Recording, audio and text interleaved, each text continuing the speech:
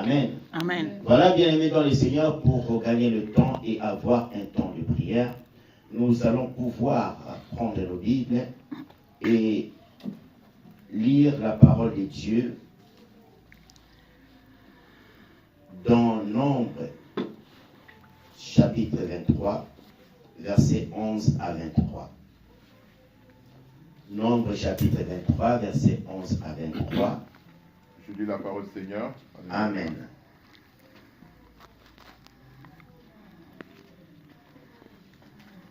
Nombre 23, 11, 23.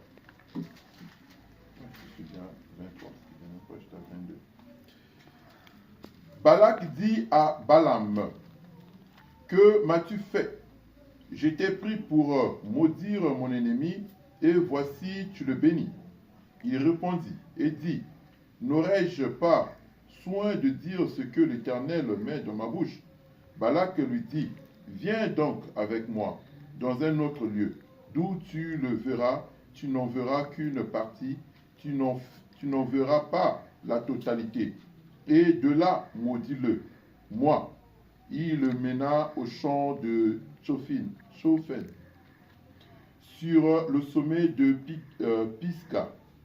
Il bâtit 7 autels et offrit un taureau et un bélier sur chaque autel. Balaam dit à Balak, tiens, toi ici, près de ton holocauste, et j'irai à la rencontre de Dieu.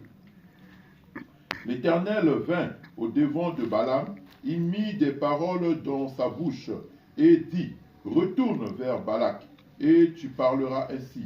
Il retourna vers lui, et voici Balak se tenait près de son holocauste, avec les chefs de Moab. Balak lui dit, qu'est-ce que l'Éternel a dit? Balaam prononça son oracle, et dit, lève-toi, Balak, écoute, prête-moi l'oreille, fils de Sippor. Dieu n'est point un homme pour mentir, ni fils d'un homme pour se repentir. Ce qu'il a dit, ne le fera-t-il pas? Ce qu'il a déclaré, ne l'exécutera-t-il pas? Voici, j'ai reçu l'ordre de bénir. Il a béni. Je ne le révoquerai point. Il n'aperçoit point d'iniquité en Jacob. Il ne voit point d'injustice en Israël. L'Éternel, son Dieu, est avec lui.